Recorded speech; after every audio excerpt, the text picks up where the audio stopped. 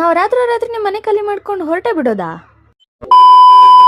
ಇಷ್ಟು ಮಿಡ್ ನೈಟಲ್ಲಿ ಅದು ಈ ಥರ ಕಾಣ್ತಿದ್ದೀನಿ. ಇವತ್ತು ಫುಲ್ ಟಾಪ್ ಮೇಲೆ ಹೋಗ್ಬಿಟ್ಟಿದ್ದೀವಿ ನಾವು. ಹಲೋ, ನಾನು ನಿಮ್ರೇನು, ಎಲ್ಲರೂ ಹೇಗಿದ್ದೀರಾ? ಹೋಪ್ ಎಲ್ಲರೂ ಚೆನ್ನಾಗಿದ್ದೀರಾ ಅನ್ಕೋತೀನಿ. ಎಲ್ಲಿ ಹೋಗ್ತಿದ್ದೀನಿ ಅಂತ ನೋಡ್ತಿದ್ದೀರಾ? ಫುಲ್ ಬ್ಲಾಗ್ ನೋಡಿ ಅಲ್ಲ. ಸೊ ನಾನು ಕೂಡ ಈ ಥರ ಕ್ಯೂಟಾಗಿ ರೆಡಿಯಾಗಿ ಆಲ್ರೆಡಿ ಟೈಮ್ ಎಷ್ಟಾಗಿತ್ತು ಗೊತ್ತಾ? 3:30 ಆಗಿತ್ತು ಗೈಸ್.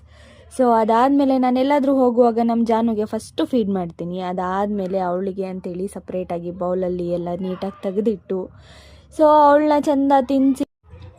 ಸೊ ನಮ್ಮಮ್ಮಿ ಕೂಡ ದೇವಸ್ಥಾನಕ್ಕೆ ಹೋಗಬೇಕಿತ್ತು ಅಂತೇಳಿ ಬೇಗ ಮೊಸರು ಬತ್ತಿನ ರೆಡಿ ಮಾಡ್ತಿದ್ರು. ಆ ಗ್ಯಾಪಲ್ಲೇ ನಾವು ಕೂಡ ಹೋಗಿ ನಾನು ನಮ್ಮ ಆಂಟಿ ನನ್ನ ತಂಗಿ ಎಲ್ಲ ರೆಡಿ ಆದ್ವಿ. ಸೊ ಅಷ್ಟರಲ್ಲಿ ಗಾಡಿ ಕೂಡ ಬಂತು. ಅದಕ್ಕೆ ನಮ್ಮ ಆಂಟಿ ಪೂಜೆ ಮಾಡಿ ಇವಾಗ ಎಲ್ಲರೂ ಕೂಡ ಹೋಗ್ತಾ ಇದ್ದೀವಿ. ಹಾಗೆಯೇ ಯಾವ ಪ್ಲೇಸಿಗೆ ಹೋಗ್ತಿದ್ದೀವಿ ಅಂತೇಳಿ ನಿಮಗೆ ಯಾರಿಗಾದ್ರೂ ಗೊತ್ತಿದ್ರೆ ನನಗೆ ಕಮೆಂಟ್ ಮಾಡಿ. ಹಾಗೆ ಇವತ್ತು ದೇವರ ದರ್ಶನ ಹೇಗಾಯಿತು ಅಂತ ನಿಮಗೂ ಕೂಡ ತೋರಿಸ್ತೀನಿ.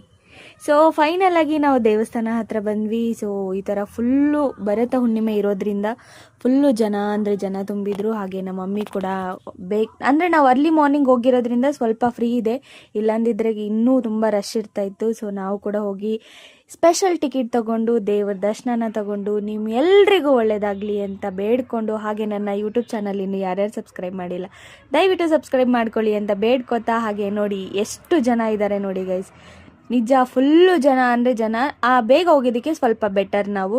ಸೊ ಎಲ್ಲ ಮುಗಿಸ್ಕೊಂಡು ಹಾಗೆ ಕೆಳಗಡೆ ಬಂದು ಊಟ ಗೀಟ ಎಲ್ಲ ಮಾಡಿಕೊಂಡು, ಸೊ ಆಲ್ರೆಡಿ ಟೈಮ್ 10 o'clock ಹಂಗೆ ಆಗಿಬಿಟ್ಟಿದ್ದು. ಸೊ ನಾವು ಕೂಡ ಈಗ ಗಾಡೀಲಿ ಬಂದು ಕೂತ್ಕೊಂಡು ಇವಾಗ ಹೊರಟ್ವಿ. ಸೊ ಇಷ್ಟೇ ಗೈಸ್. ಸೊ ನನ್ನ ಯೂಟ್ಯೂಬ್ ಚಾನಲ್ ಬೇಗ ಸಬ್ಸ್ಕ್ರೈಬ್ ಮಾಡ್ಕೊಳ್ಳೋದನ್ನು ಮಾತ್ರ ಮರಿಬೇಡಿ. ಬಾಯ್.